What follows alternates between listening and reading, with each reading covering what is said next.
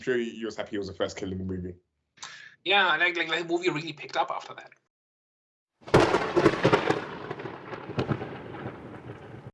Hello, everyone. Welcome back. We are back. The Eye of the Storm podcast. I'm here with the boys, Daniel and Javier. Yo. Hi. All right, guys. Before we get into the main discussion, best recent thing you've seen. I don't mind going first. Have you seen another episode of X-Men 97? No, I actually haven't. Do you know what? I've got this current issue at the moment where I've started too many different shows and I'm not finishing any of them. So I haven't finished Three Body Problem, not finished X-Men 97. What else did I start? I started another show. Shogun. Not finished Shogun either. But I thought it'd be a good idea to check out the Fallout series because everyone was like talking about it and hyping it up. And I've watched the first 2 episodes of it, and I can say they have done their job.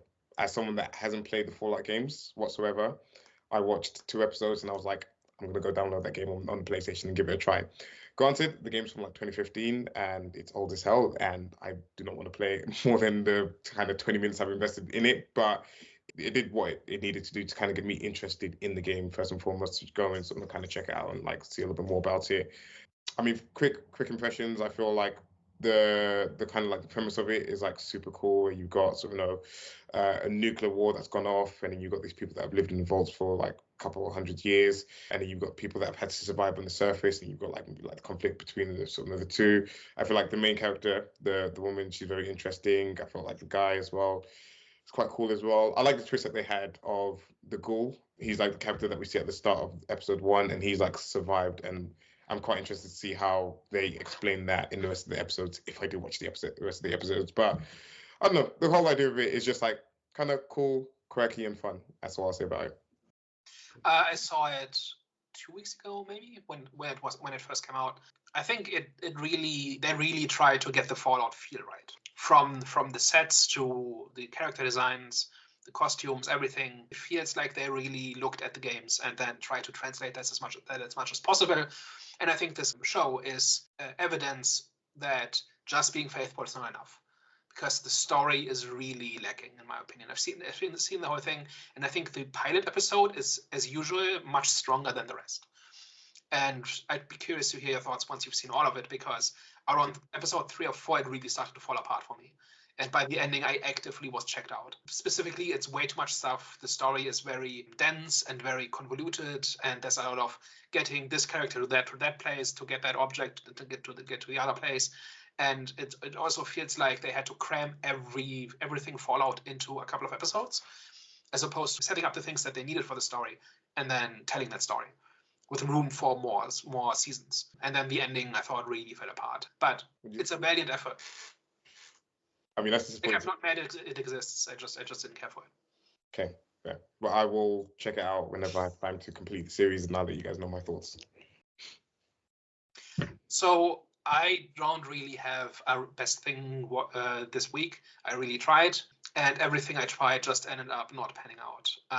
My dishonorable mention is Out of Darkness, which was a movie I was really looking forward to. Everything surrounding this movie tells me I should love it, right? It's a small indie film. It's a horror movie. It's not only an original story, but also a very unusual setup. It's basically about a Stone Age tribe that migrates into a new area and then encounters a sinister presence.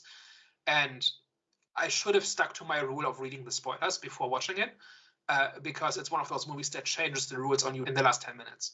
And I really was really upset about the ending, because I felt like I got a rug pulled out from under me. Like I do not recommend it to anybody. It's a pile of nonsense. But it was filmed during COVID. They basically went into the woods and made a movie. The entire thing is in a fictional language to really give you this idea that you're looking into this distant past of 45,000 years ago. A lot of it is really, really good about it. It's except for the plot and the ending. So that one, I bet everything on that this week, and it let me down. I've actually tried to watch that. I think I was like 20 minutes in, but I just wasn't in the mood. So you might have just saved me an hour and a bit. So yeah. Thank you. I watched something, but I just can't remember. I know for a fact I've started rewatching Van Helsing, because that's how you know there's not much to watch. But yeah, I started 2004 The series. Hugh Jackman movie? No, the series. I haven't actually seen the movie. Oh, okay. I haven't actually seen the movie. Is the movie good? It's very early 2000s action nonsense, but it's good fun. Okay, cool. But now I'm rewatching the series. Yeah, man, it's fun for whoever hasn't seen it. If you love post-apocalyptics if you love post-apocalyptic stuff, and if you love vampires, it's a good mix, man. Is it about like Van Helsing's daughter or something who gets thawed out in the apocalypse or something like that?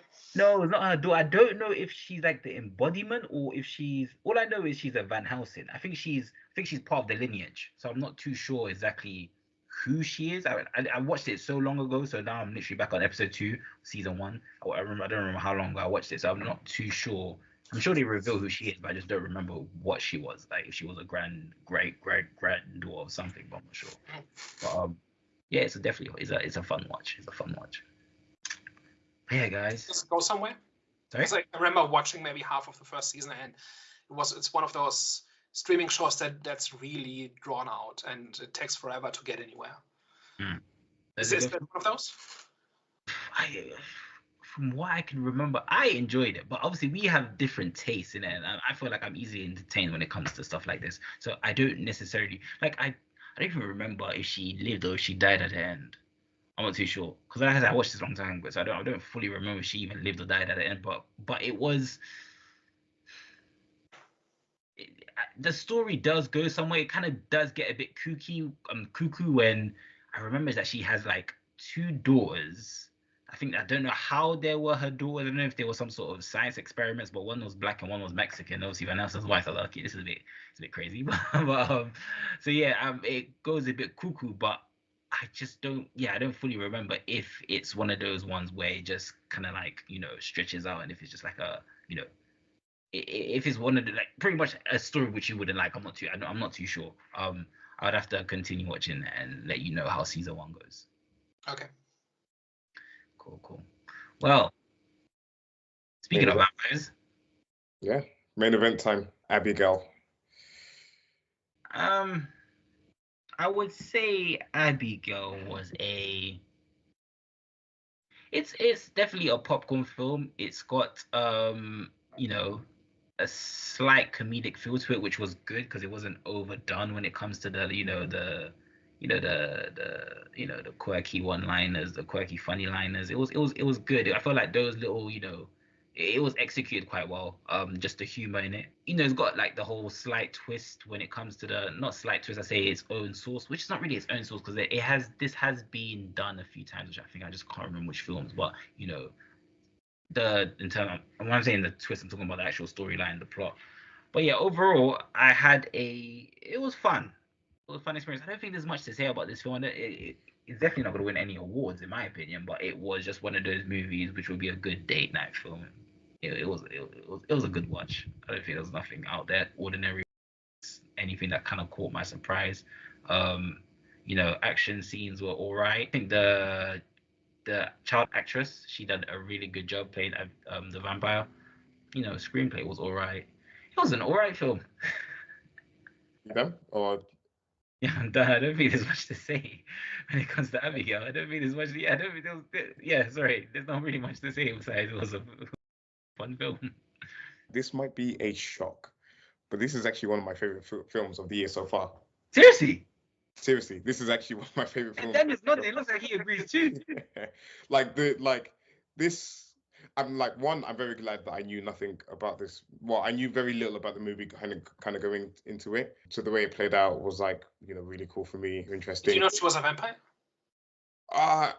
You know what? I think I saw something about vampires somewhere, but I didn't know that it was. Okay. I wasn't 100% sure that it was. So it was a genuine reveal for you.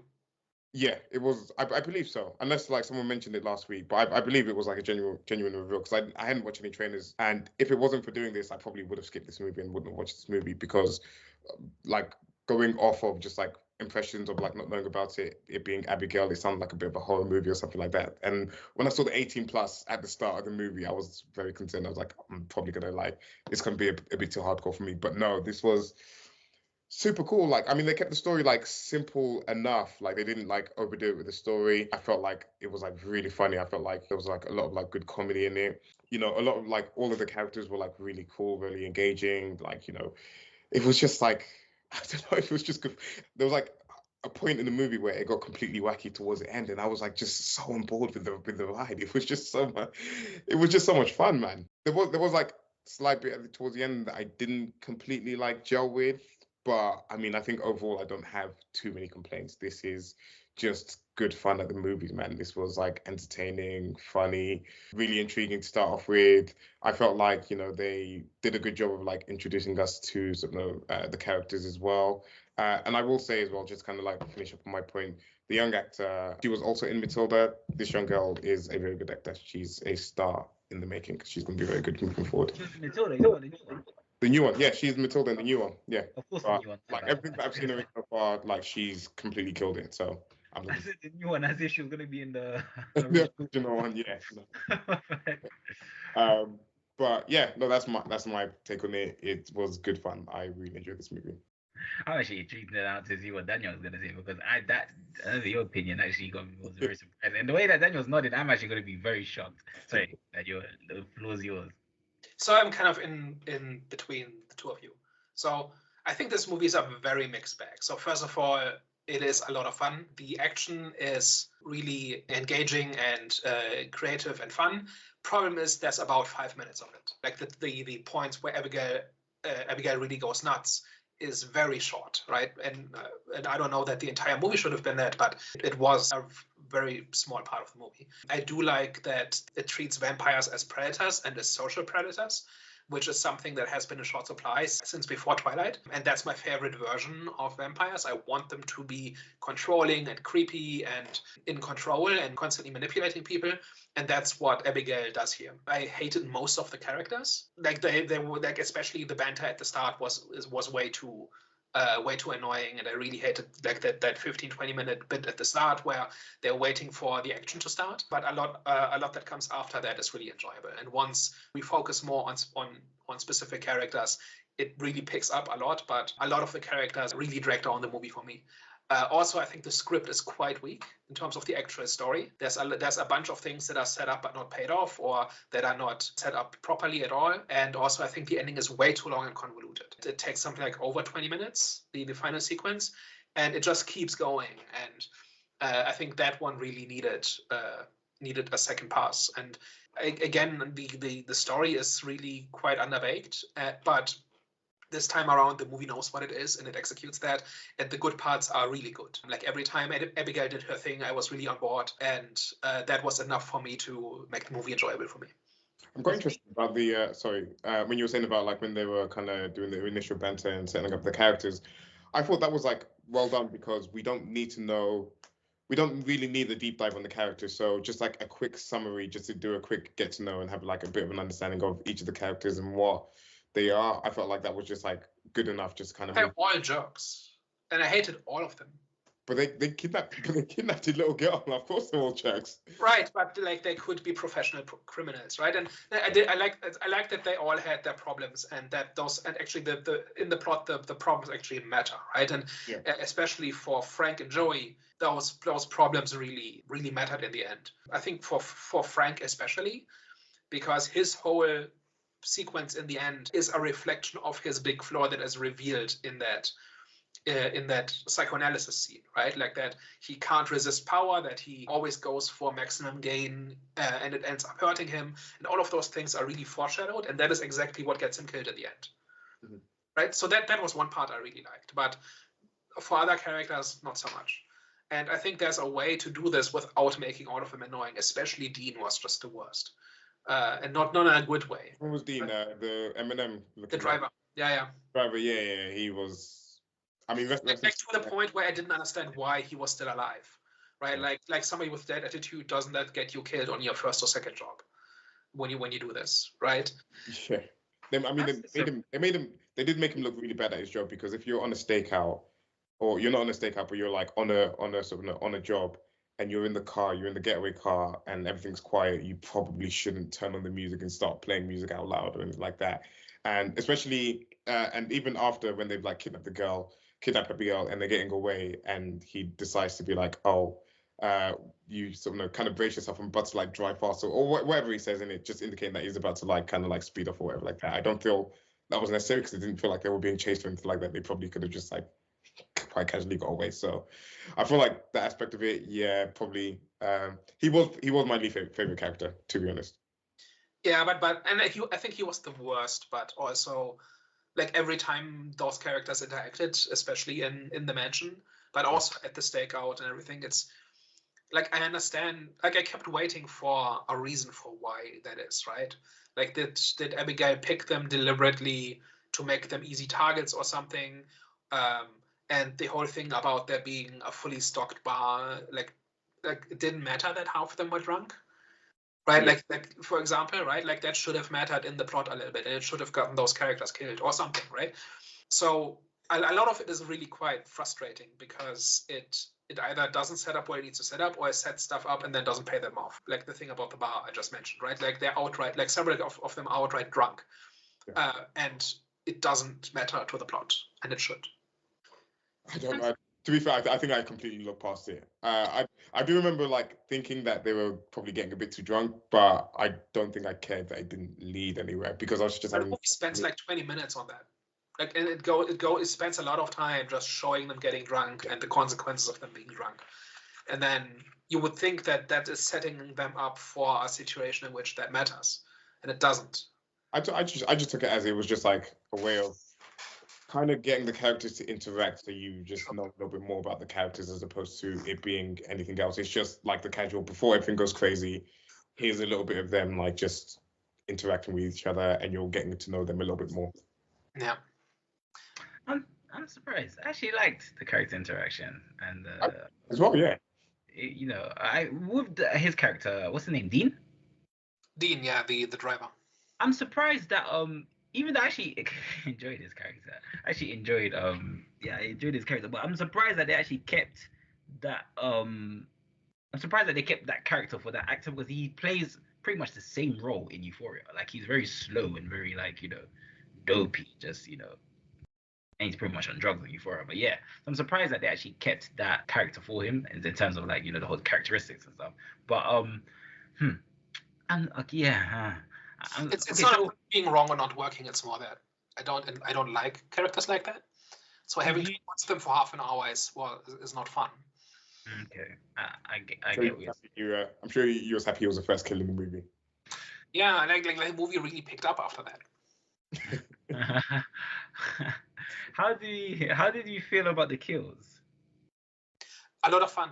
Yeah, like it's actually gory and actually like they could have gone further a little bit, but like given what we had, I really liked when Abigail goes into like ballerina stalker mode, and you know this whole playing with her food thing is really quite good and really gory, and this whole thing about how she's this centuries-old unstoppable killing machine, but she looks like a 10-year-old girl in a ballerina outfit. Like that juxtaposition really works, right? And I think that's the core of the movie, and I think they really pulled that off. It's just the foundation that rests on, I think, is quite shaky.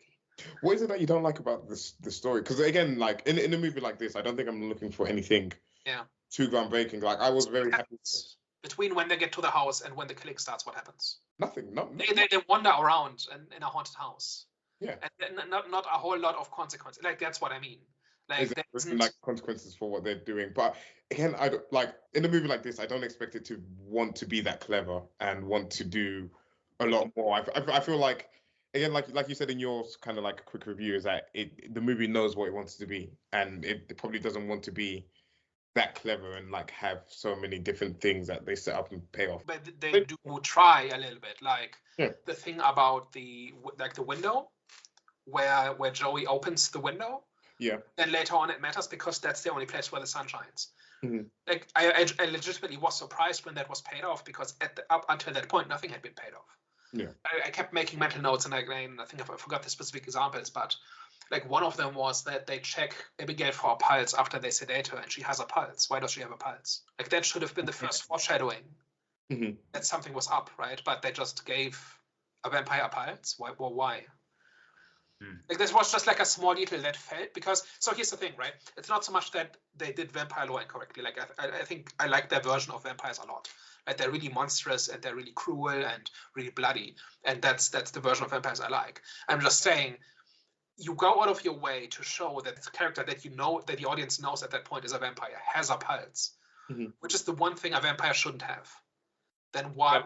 But that feels like something that will matter later on, but it doesn't. Like, and they do it again later on. The second time that they sedate her, they take her pulse again, and they say, okay, we know the sedative worked because her pulse is shallow. Yeah. But it feels like something that should mean something, but it doesn't. Fair. I don't know like vampire lore too much, so yeah, they're dead. They don't have a pulse. Yeah, that's what I'm gonna say. They shouldn't have pulses. So right, exactly. Like they should have found no pulse and said, oh shit, did we kill the girl? Yeah. What now? And then they will let's figure it out later, and then she wakes up or something, right? But that should be the first sign that something is wrong. Yeah. That something is not the way they think.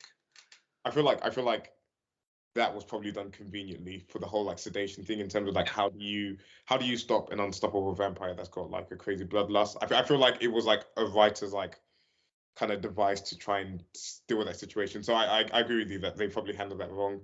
I know that they did try to dispel some of the preconceptions of like vampires about like the whole garlic stuff like that, even though that was a flipping hilarious scene as well. I did like the onion joke. Yeah, but and then okay, so I like the onion joke, right? So they go look for weapons, and Sammy goes to the kitchen to find garlic, and she brings back onions. Yeah. Because she's a rich, spoiled kid, she doesn't realize it. Yeah. But then in the next scene, she has garlic. Didn't someone say that they were gonna go get garlic? Well, right. Sammy goes to the kitchen to find garlic, and she brings back onions, and then. Then they make fun of her, and she throws away the onions, and they walk away. And then in the next cut, she has a bunch of garlic in her hand. So they undermine that joke. Like that might just be a continuity error. Maybe they put in the joke at last minute or whatever. But point is, they make a joke and then they undermine it in the next scene. So there's like one of those little bits where they get sloppy. I feel like I'm gonna have to. I'm gonna do defense of the writers against Daniel here today. But I would say that.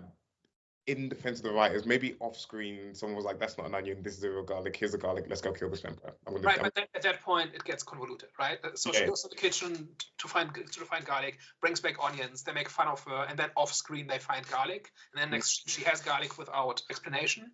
Yeah. Like it's not even that another character says, "Fine, I do it myself," and then goes to the kitchen and finds garlic or something, right? Mm-hmm. So point is, it feels like sloppiness in the writing, and it's not like if this was an isolated incident, then I wouldn't care so much. It's like a little continuity mistake, and it's a bit weird that it slipped through the editing, whatever. But it's just a small thing, right? But I think that's emblematic of the entire script, where everything is a little bit lazy and everything is a little bit sloppy. But then that's contrasted with these really strong two main characters and the really over-the-top, ridiculous, gory action. So I'm focusing on the negatives right now. I do actually quite like the movie a lot. It's just really frustrating that a movie that could be great is merely good because of these things, and they all seem really unnecessary. Well, can I say something? With these type of films, because I would like, the functional equivalent of this film for me would be like Scream. I don't really expect much from Scream, right? In terms Scream of has really strong characters and like stuff that. Seriously? Yeah. I've never really thought that. I just thought it was a bad horror film. Absolutely. Scream's a good movie. I just thought it was a bad, good horror film. It's turned into kind of a generic slasher series, but the first three are classics for a reason. Oh, okay, so if you're saying, sorry? No, I'm saying, did you like the last one? Because that was like the most recent one I watched, and I thought that was great. The last one was good, but it was bad at the same time. That's what I mean. Like same with Abigail. Like what I was gonna say is not a disconnect here, but I feel like we're watching this film in a different lens in terms of how critical. For example, like I'm not saying you're being critical, but I'm saying the reason why I think Hervé is being more light with the film and you enjoy the film more because the film was kind of like presented as, like I said, like a Scream. Like for me personally, I feel like Scream is one of those. Same with Halloween. I feel like these are one of these. They're great movies, but they're just bad movies, but they're great. And I don't know if that what I'm saying makes sense. But it's one of those movies where it's not known for its actual story. It's not known for like a great acting. Like it's like they kind of feed off bad acting. Like you can tell when someone's acting like Sorry about that. I don't know. I don't feel like the acting is bad in Abigail. I actually feel like no, the acting wasn't bad in Abigail. That's why I said like it was like an all right film. It was fun. The acting actually wasn't bad. I'm just saying it wasn't of the greatest. So it was one of those movies which I'll say is like, the functional equivalent of it is Scream, but not obviously is not exactly like Scream, because obviously the acting in Scream personally for me is like some scenes they're intentionally acting terrible, especially with their reactions to certain moments, right? But for Abigail, it's like one of those movies where I wasn't expecting much, and it was just one of those films where, like I said, it's like a Scream. Like it's a fun film, and there are sometimes, I don't know, it just wasn't. I don't think we should kind of see it from a. We can still like kind of give our critique on it, but I don't think it's one of those movies where, like I said, it's not going to be one of those films where it's going to be winning an award. It's just a experience, like I said, popcorn film. It's just like a fun experience type of movie, which I don't think I don't think I'm rewriting the movie with these criticisms. Like these are all. So first of all, if it's just wacky vampire action, then we need more than 5 minutes of it. I think. Mm-hmm. I think if that's the standard, then it should have simply have been the kidnapping, get to the mansion, realize something is wrong, and then Abigail starts going nuts. And that could have been the movie. But it's not the movie. Like there's way too much focus on the characters for them to not matter, and there's way too much thematic stuff going on for it to not matter. And I'm just saying, given what the movie tries to do, it would have been better if the things it pays attention to actually made more sense, like the pulse thing, for example, or like the thing with the guy that's just a little bit of sloppiness, right? That's not really important. Like that's a throwaway joke. It just would have been better if it hadn't been undermined in the next scene. The movie does try to be a little bit more than vampire killing people, but it doesn't. It does some of these things quite well, and others not so much. And as I was watching, it was like a pendulum. Like I was sitting on a giant pendulum, and some moments I really hated, and some moments I really loved, and it kept going back and forth the entire movie. And I think most of those things were really unnecessary and could have been avoidable if a little bit more care would have been paid to the story. What were the moments that we really loved? Highlight moments.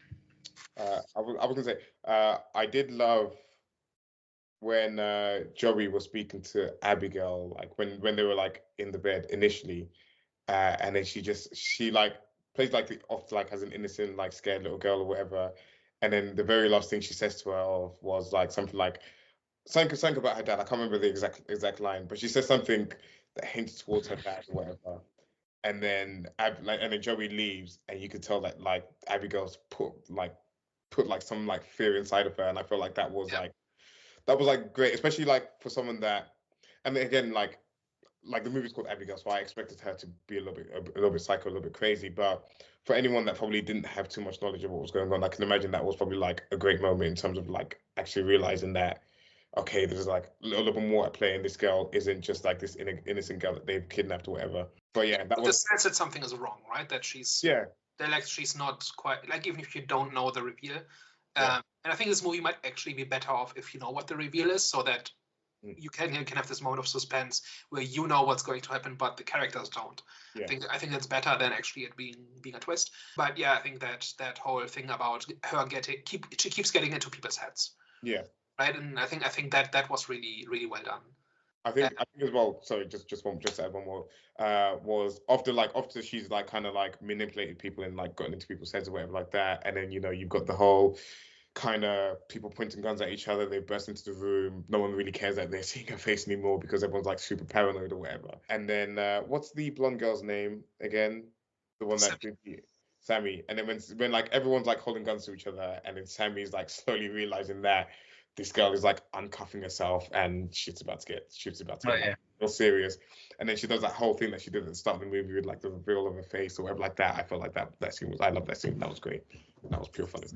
What I also really liked is a couple of times in the movie it matters that she's small. Right? Mm-hmm. There where she is this supernatural killing machine, but she also weighs like 30 kilos.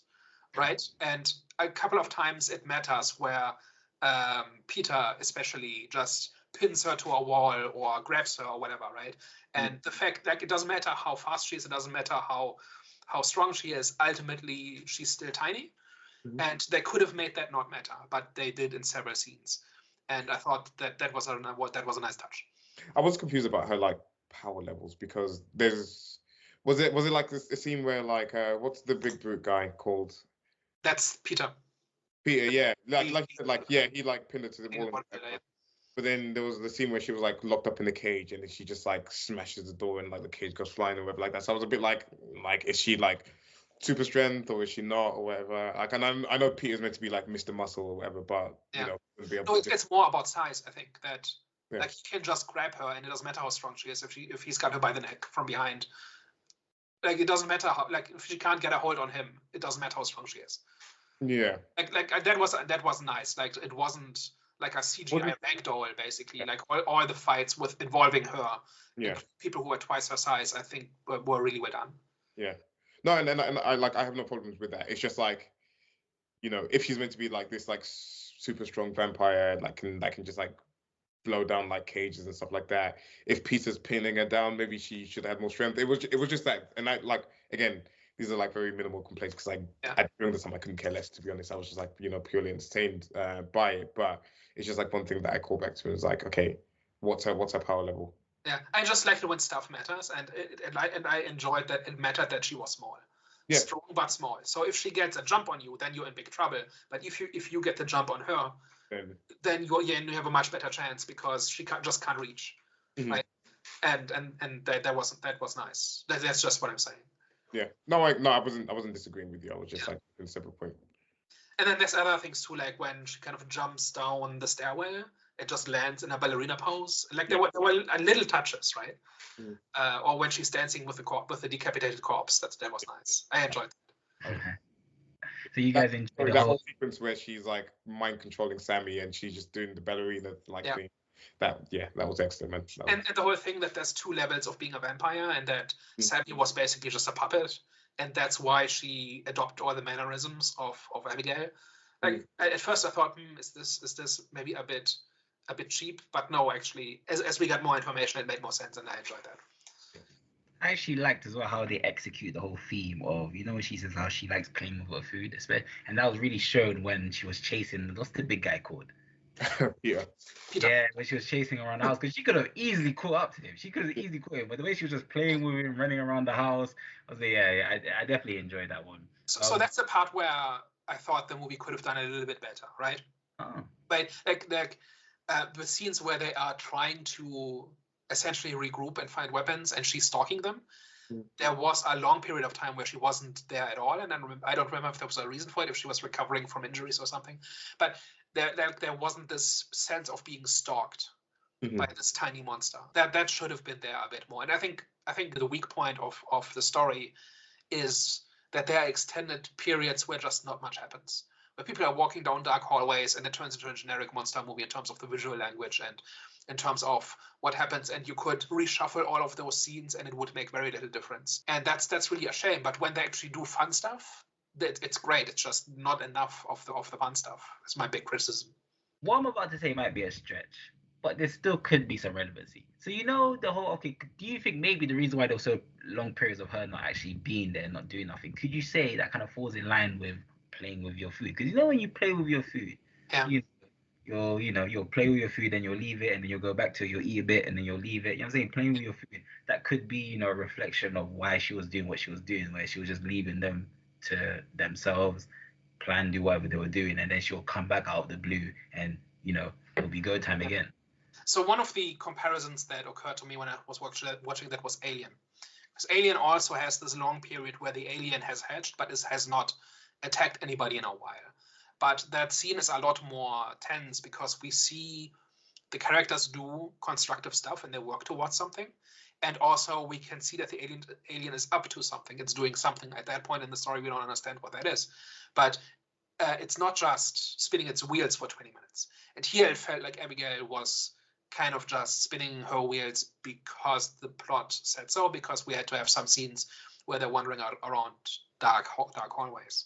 And I think if there had been more of a logical progression where basically she's toying with them and she's stalking them, but she's deliberately giving them space to freak them out, and then every once in a while she pounces on somebody. That I think that entire sequence could have been much stronger, and it was basically replaced by generic haunted house stuff. I see. Well, I disliked about the movie. Which one? what I disliked about the ending of the movie. Which one? Abigail. All right. Oh, Okay. yeah. Oh, it was about I aliens. thought you were comparing it to some other movie. Okay. Oh, so no. so the ending. Yeah. What Yeah. about it? The ending again. I think you probably summed it up well, and I probably didn't feel.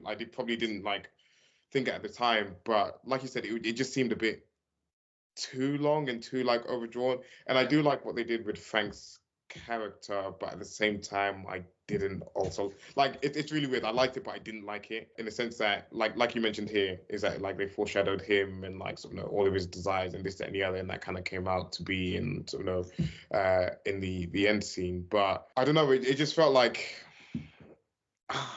I don't know. It's actually really hard to articulate why I didn't like the ending, but there was just some. This is really gonna bug me because like I didn't enjoy it, but I can't explain why I didn't enjoy it. I just didn't. That's several reasons for why I didn't Yeah. like the ending as much. Well, it's not like it was terrible, but it in several places could have been much better with very little effort. Yeah. So maybe I can go through my reasons and then maybe you can see if you agree with them. Yeah. Can I one thing I didn't like was Giancarlo Esposito's character. I can't remember what he was called. But he was like obviously in the control room, and it seemed like he had like cameras everywhere, and he was like kind of like overseeing everything and this and the other. I feel like what they could have done better is they could have had this idea of like the haunted house kind of helping them, where like because it feels like he kind of comes out of nowhere in towards the end of it. It feels like they're looking for a way out, and then it's just convenient. Like he opens a way, he offers them this like particular deal, and then sort of because he's trying to get out of his contract or whatever. But it could have been a situation where maybe he's seen that, okay, this group, this batch of people that he's brought to her to be killed has something a little bit different where they may be able to actually kill her. So he realizes and sees the opportunity where he can get out of his contract, and then is maybe like doing things or like setting things up in the house to maybe like try and help them. And that even ties to the whole like her playing with her food and her haunting them or whatever. But then there might just be like something that just somehow helps them get away with it, which then is then revealed that it was him the whole time and he offers him this deal and then whatever. I feel like that could have been executed better, in my opinion. Yeah. Even though I like Giancarlo Esposito, and anytime he's on screen, we love him. Yeah, like he does this whole smarmy exposition thing very well. Yeah. Right, and I think I've seen him in some other movies and shows, but I can't quite place him. I think I've seen him before. Yeah, I know which one. Was it Revolution or it was like a dystopian post-apocalyptic one? Could be, yeah. I think I think so, yeah. Oh, he was in The Mandalorian as well. Yeah, that's right. So he does his thing really well, is my point. But so he's part of that entire sequence where it's just one twist after the other. Yeah. Like it's like an M. Night Shyamalan convention in there, right? So it's basically, I think I stopped counting at 5. I think, like it just kept going, and it felt like the writers just came up with more stuff to happen as opposed to it really building to something. And like one or two, like this whole thing about this whole power play where when you deal with a vampire, you deal in raw power, right? Honor doesn't matter, law doesn't matter, promises don't matter, money doesn't matter. It's just pure kill or be killed. And this idea of these 4 people jockeying for power or for like an alliance that will let them survive. Doing that like 3 or 4 times in sequence, I think was way too much. Maybe should have been one big scene where everybody's personalities and goals and decisions up to that point build up to this one showdown, and then it can go one way or the other. Like that, I think would have been much better. But just doing it in sequence over the course of like 20 minutes is just way too much. Then the next thing is, I feel like they had ideas for Joey and Frank and for nobody else, right? So this whole thing about their personal flaws coming full circle in the end, right? For Frank, it's the pursuit of power and his lack of self-control. And for Joey, it's walking away from her problems and being unable to face them, right? Those were the 2 big character flaws that got them into that place in the first place. And those character flaws decide whether or not they live or die. And I really like that part of it. It would have been much nicer if it had been a little tidier. But, a movie can always be better, right? So that's not like saying it could have been better is not really a criticism of a movie. But I think a movie would have been much stronger if every character had that, and if what got them actually killed was that character flaw. and that was the same character flaw that got them into that situation also decided how they exited, whether alive or dead. That would have been really nice, and that easily could have been done. And they kind of said they kind of do this half-heartedly. Like I'm not making this up out of whole cloth, right? It's kind of there half the time for some of the characters. But it would have been nice if it had been if it had been a thing for everybody. And then the last thing I really disliked was Dracula. What? No. Yeah. So first of all, Abigail's whole thing is that she wants to get her father's approval. Yeah. Right? She's this centuries-old predator. She runs this vast crime empire on behalf of her father, right? But still deep down, she just wants her father's approval. That's a really cool concept for a character and has a lot of potential. But then when he shows up, it's not paid off. Right? This, like, she doesn't show, hey, look what I did. I killed almost all of your enemies. Aren't you proud of me? It's like they have this conversation about how he's never there or something. And this 1,000-year-old apex predator does not have a counter. He basically becomes the deadbeat dad for a minute. Right? And that was really underwhelming. So that I was really when I had heard that Dracula shows up in the end. So I was looking forward to it, and I wanted to see the interaction between him and Abigail. And I thought what delivered was really fell short of potential and was really weak. There should have been this sudden shift in power where Abigail was in absolute control even while she was in a cage up to that point. And then when Dracula shows up, suddenly she's the little girl again. That's what it should have been.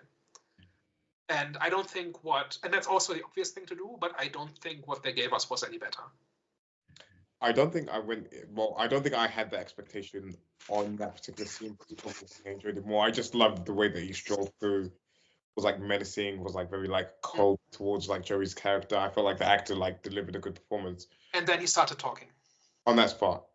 And then he started talking. To be honest, I actually really like you explained it there. I actually couldn't remember like too much of the specifics of the conversation. It's really weak, I thought. Like yeah. It's like a sitcom, and he's the deadbeat dad who never takes his kid to the ball game. Like it's stupid. Yeah. Like these two characters should operate on a higher level. While still having that vulnerability of trying to get, your parents' approval. Yeah. Like that's what it should have been, and it wasn't. Probably. Again, I don't think I was looking for that. I think he talks about wanting to make her father proud. Yeah. Right. And this entire thing is built around this elaborate setup to get six enemies of her father into a room and then killing them one by one in gruesome ways. And why is she not proud of her work? Why doesn't she brag to her father, and why isn't she disappointed when he doesn't give her the acknowledgement that she wants? Like all of those things are set up. Like I'm not making those up out of whole cloth, right? I'm not bringing them into. That's not something externally I bring into the movie. This is in the movie, and she explains why she does things. And then when she actually meets her father, it's not paid off. But could you say it's because of the interaction that she had with what's the other actress name? Who? Sorry. Joy. Yeah, could you say obviously that had influence, especially when it was talking about. I thought they were going to make her the mother figure, because they had that like one particular like statue whatever in the back of like, I don't know whether it was like a mother and like the daughter, or if it was the father and the daughter or whatever like that. But they showed. Sorry. It was Dracula and Abigail. Okay, it was Dracula and Abigail. But they had like this whole like thing in the background, and that probably like foreshadows more to what you were saying, Daniel, about like this interaction and obviously like everything that she was doing for her father and like wanting that approval, whatever. But it seemed like a good setup of like you got this like woman who's like kind of walked away from her son's like abandoned, and you got like this kid that is seeking for like their parents' approval or whatever like that. So I thought that they would end up like her being a mother figure to her somehow or whatever. What is she? Did she get bitten? Did she get bitten? Because I thought that she was intended to a vampire. I can't remember if she actually got bitten or not. I'm sure he bit him. Yeah, she did. I'm sure he bit her. She did. He did. Yeah, he did bite her. So I'm sure she eventually turns into a vampire. But I thought that they were going to go that route, and that was. But she doesn't turn at that moment, right? No, she doesn't turn instantly. No. Because the guy ends up dying. And he also doesn't. He makes her into like the servant vampire, right? He doesn't feed her blood because he doesn't want to share. So Frank doesn't turn Joey into a full-blown vampire, right? No. He doesn't feed her blood. So he wants to make her his servant. Yeah. Like how Sammy was to Abigail. Yeah. So when she was saying about like, you know, you don't know all, like, you don't know everything about being a vampire. You've only been a vampire for like however many minutes, so you don't know how to do like the different tricks and this and the other. Would that mean then, if he's bitten her, that she wouldn't turn into a vampire because he wouldn't know how to do it? I was like, because I was a little bit confused as to whether she will eventually turn into a vampire or whether she wouldn't. I don't remember exactly what prompted that statement from her. And first of all, I like that line quite a bit, because it really showed that there was more, like she's been doing this for centuries. Yeah. Right? So she knows a trick or two, and Yeah. there's substance to what she does, right? And I like that. I don't remember exactly, like, he makes some kind of mistake, or estimates her or something. He was trying to turn Joey into his little puppet vampire, basically, and then she turns and tries to stab him, and then that's when she says a line of like, "Oh, you've only been doing this for however long? Like, you don't know all the tricks, basically, of like how to do it." I think that's it takes a few hundred years to figure the cool shit out. I think basically, yeah, something like that. Yeah, it's way better than what I was just saying there. Yeah. So that was like this kind of subcontext behind it. So with that, because then she walks away, and you don't like. I mean, she drives away in it's daytime, like. Does she turn into a vampire? Well, that's another thing. It's evening at that point. It's already past, or it's the sun has just set or something. Yeah. So that entire thing takes about 24 hours, because in like 2 scenes earlier it's broad daylight. Yeah. So another little bit of sloppiness, right? Like, because they have the sunlight that comes in through the window, and they talk about how, you know, we've only got a few hours left. We have to kind of, you know, when the clock is ticking, right? And then the entire showdown happens seemingly in real time, and then it's past sunset, because that's when Dracula shows up, right? He has to show up after the sun sets. Yeah. And then he tells her, "You don't have much time. The sun is about to set." But how did he get in? But then when she leaves the mansion, it's already dark. Yeah. So it's not tidy. It's not. They didn't pay attention to the details, which annoys me. But it's not like he kills the movie, but it's like the 7th time that's happened. So one of the other things about that is that, how do we feel about the lollipop? Like, she gets into the car, she finds a lollipop, she eats it, drives away. Doesn't it undermine her character arc? Like, the candy was a crush the entire time, right? What was the lollipop supposed to signify again? So the candy was a way of her coping with her addiction. And the addiction was symbolic of her walking away from her problems. Like, she doesn't face her problems. She always just copes from one day to the next, but she never takes responsibility, and she never does anything about it. And then in the end, she has come to a place where she's starting to do that again. But then what's the significance of the candy? Is it at that point just candy? Or does it have the same symbolism as the candy did throughout the movie? But if it has the same symbolism, doesn't it undermine the character arc? It would do. I'm trying to like go through it again and try to understand why she put out candy, because the way I understood it was that the candy is there because she's barely coping. Yeah, and wasn't there the scene where she was kind of rummaging through the empty pack of sweets because she'd run out of like sweets and stuff like that as well? Yeah. Yeah, and that's where the withdrawal kicks in. Yeah. Which it never does, but also, yeah, that's the reason why she has candy. That's why she doesn't share it. That's why, like, it's a crutch for her. But then in the end, it isn't. Could it just mean she's back to life, back to normal now? Yeah, but wouldn't have, like in this language of cinema, shouldn't have been, she finds the lollipop and then puts it away because she doesn't need it anymore. Yeah. Yeah. Right? Like it's like one of those, like, there's several things throughout the movie where I say, okay, don't you see what you're supposed to do here? Right? Yeah.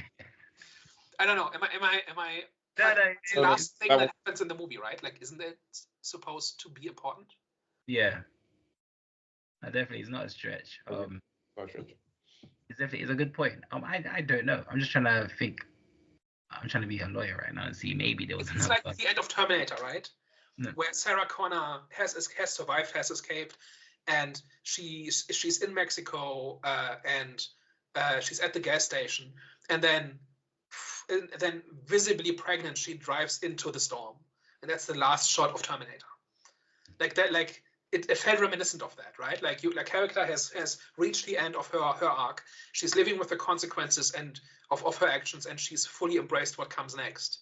And then she drives off, kind of in conclusion, right? Like having escaped the circumstances of the plot that has been keeping her from realizing her character arc.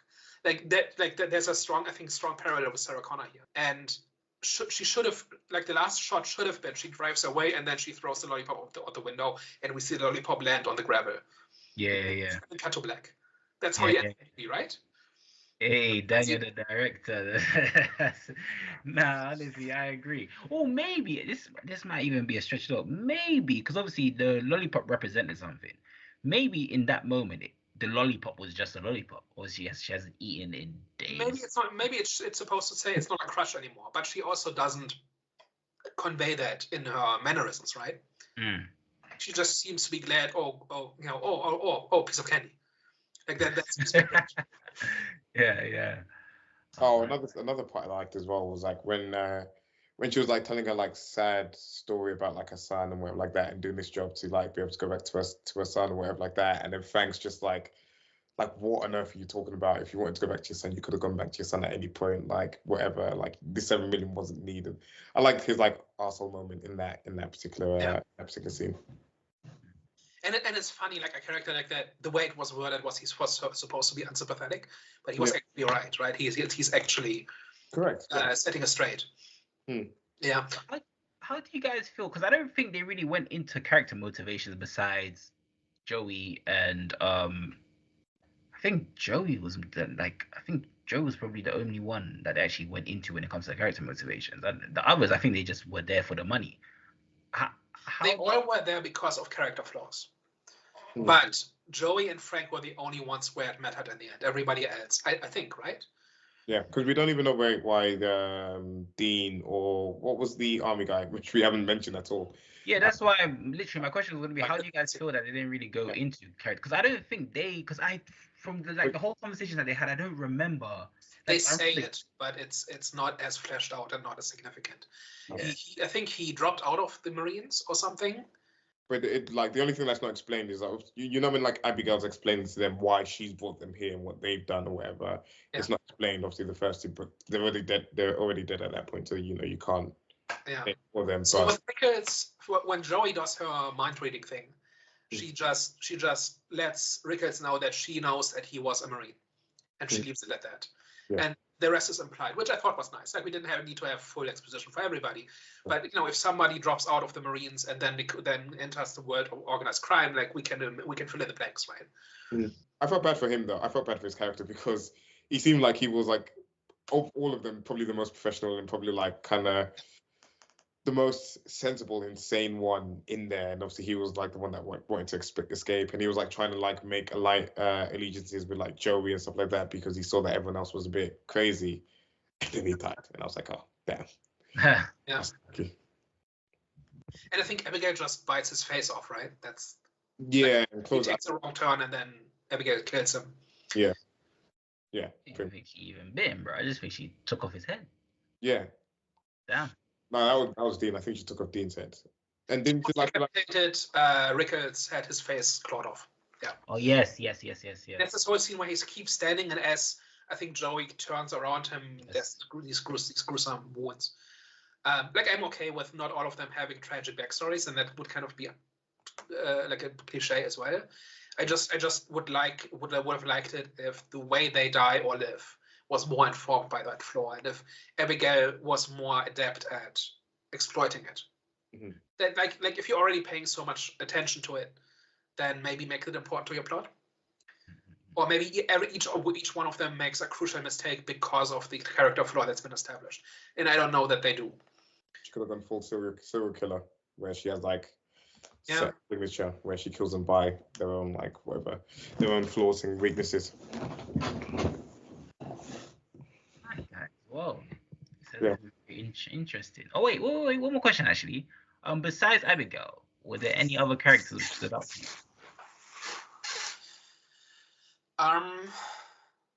So I disliked most of them, right? So they either were like Rickles, for instance, didn't do very much, so there wasn't much to like or dislike. Sammy and Dean especially were annoying.